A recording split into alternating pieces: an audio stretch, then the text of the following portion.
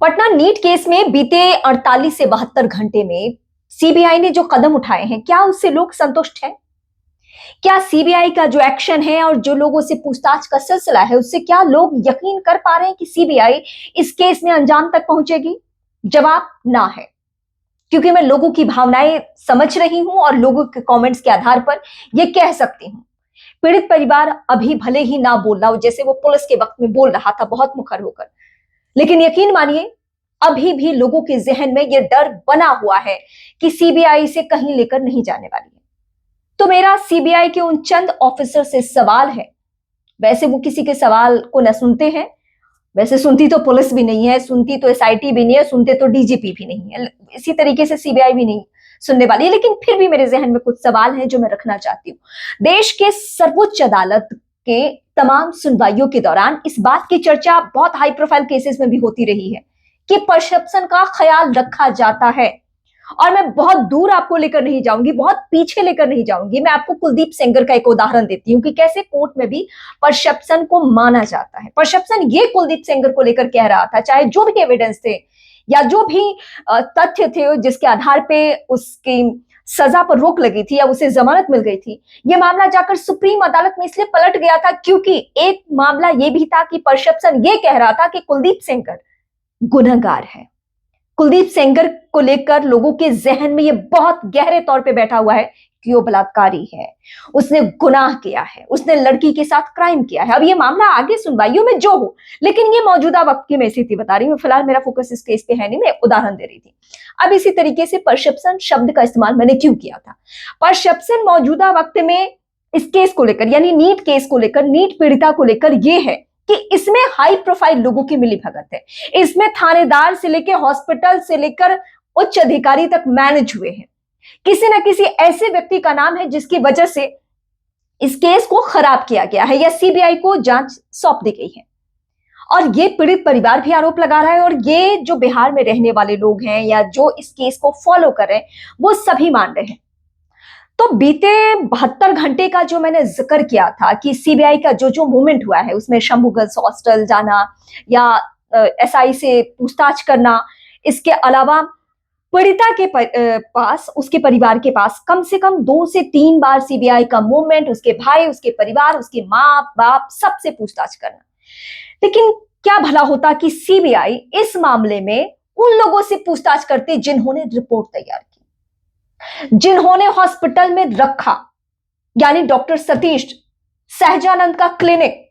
अभी तक सीबीआई ने एक विजिट तक नहीं किया कि पीड़िता शंभू हॉस्टल से निकलकर जिस हॉस्पिटल में जाती है वहां पे वो कहां थी, किस जगह पे थी, कौन उसके ड्यूटी के वक्त में, मतलब वो जब भर्ती थी तो उस वक्त ड्यूटी पे कौन नर्स थी, किसने उस समय उसका इलाज किया, क्या डॉक्टर सतीश उस वक्त थे या फिर कोई और स्टाफ था? ये सब कुछ क्यों नहीं पता चल पा रहा और हमें क्यों जानकारी नहीं है? इसमें भी एक एंगल ऐसा सामने आ गया है कि पीड़िता को एक ऐसा इंजेक्शन दिया गया जिससे कि वो हमेशा बेहोश ही रही। ये सारे मामले हैं, ये परसेप्शन है। अगर ये ऐसा मामला है तो इसे सीबीआई के जरिए क्यों नहीं खारिज किया जा रहा है? ठीक है, आपको बचाना है, डॉक्टर सतीश को बचाना है, बचा लीजिए, लेकिन हमें सच्चाई तो पता चले। आप सहजानंद के क्लिनिक क्यों नहीं जा रहे हैं? आप वहां पे पूछताछ क्यों नहीं कर रहे हैं? आप अभी तक डॉक्टर सतीश को बिठाकर क्यों नहीं पूछताछ कर रहे हैं? जिस डॉक्टर की निगरानी और जिस डॉक्टर के अस्पताल में उस बच्ची का इलाज चला और वहां पे उसकी जान चली गई, क्यों नहीं पूछा जा रहा है? ये कपड़े का क्या हेरफेर था कि पीड़िता के मां बाप ने कुछ और कपड़ा दिया, डॉक्टर ने कुछ और कपड़ा, इन सब पे कब बात होगी? मतलब जो एसआईटी की टीम इस केस को जहां पे लेके जा रही थी, उसी रास्ते पे सीबीआई क्यों आगे बढ़ रही है? हाँ ठीक है, मैं आप लोगों से ये वीडियोस के दौरान कह चुकी हूं कि सीबीआई का मूवमेंट अलग तरीके से होता है, लेकिन इस मामले में लोग निराश हो रहे हैं, इस मामले में लोग हताश हो गए हैं। उन्हें यह डर है कि जो भी हाई प्रोफाइल व्यक्ति है वो पूरे केस को मैनेज कर रहा है, वो खराब कर रहा है, वो बच जाएगा, वो निकल जाएगा। और ऐसे कई सारे एग्जाम्पल है जिसमें लोग वाकई बच जाते हैं। तो क्या सीबीआई जन भावनाओं को समझते हुए या परसेप्शन को देखते हुए क्या ऐसे लोगों से पूछताछ नहीं कर सकती है जिससे कि लोगों के दिमाग में यह बात गहरे तौर पे बैठे कि हां, सीबीआई का अगर इस केस में दखल हुआ है तो उस तरीके से जांच प्रक्रिया आगे बढ़ रही है। अभी भी हम देख रहे हैं कि पीड़िता की मां से 2 घंटे बातचीत करना, पीड़िता के परिवार के सदस्यों से 2-2 घंटे, 3-3 घंटे बातचीत करना, उसकी केस डायरी, उसके सारे कपड़े, उसके सारे बुक्स लिए जा रहे हैं। शंभू हॉस्टल से जाने क्या क्या लिया गया। लेकिन जहां पे पीड़िता इतने घंटे तक भर्ती थी, इतने दिन तक भर्ती थी, जहां उसकी जान गई है, क्या हम सबको यह जानने का अधिकार नहीं है कि इलाज के दौरान उस बच्ची को कौन कौन सी मेडिसिन दी गई, उसको क्या वाकई 16 से 17 इंजेक्शन लगे हैं? ये सारी जो बातें चल रही है, या तो पुलिसकर्मी रोके, ऐसी अफवाह जहां से भी जिस तरीके से भी निकल रही है उस अफवाह को खत्म की जाए, या तो फिर कॉन्क्रीट जानकारी दी जाए। सीबीआई प्रेस कॉन्फ्रेंस करेगी, इसकी तो दूर दूर तक गुंजाइश नहीं है। लेकिन जो भी वे हो, उस वे से हम तक ये बातें आनी चाहिए, क्योंकि एक नागरिक होने के नाते हमारा अधिकार है ये जानने का कि इस केस में क्या हुआ है, एक बच्ची के साथ क्या गलत हुआ था, आखिर उसके साथ किसने दरिंदगी की कि उसकी जान चली गई। हर मामले की तरह सरकार इस इंतजार में बैठी है कि यह भी मामला ठंडे बस्ते में चले जाए, लोग चुप हो जाए, किसी और खबर पे शिफ्ट हो जाए। लेकिन क्या यह खबर ऐसी है कि इससे हम शिफ्ट हो सकते हैं?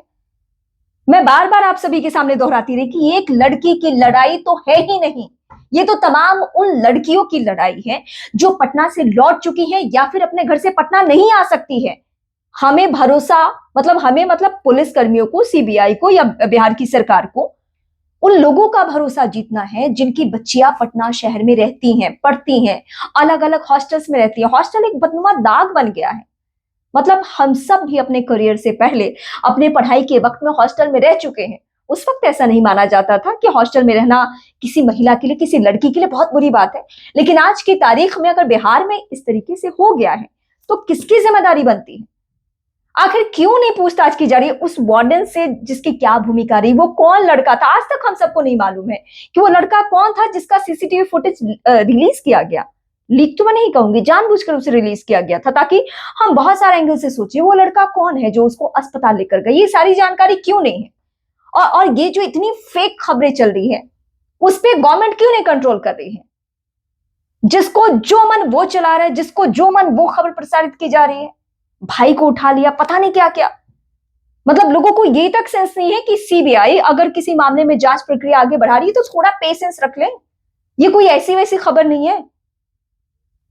मैं अभी भी एक बार फिर लास्ट में गुजारिश करूंगी कि परसेप्शन के आधार पर एक बार उन लोगों से जरूर पूछताछ की जाए और जल्दी पूछताछ की जाए जिनको लेकर लोगों के जहन में बहुत सारे सवाल है, जिनको लेकर यह कहा जा रहा है कि वो लोग बहुत हाई प्रोफाइल लोग हैं, पावरफुल लोग हैं, वो इस केस को मैनेज कर सकते हैं।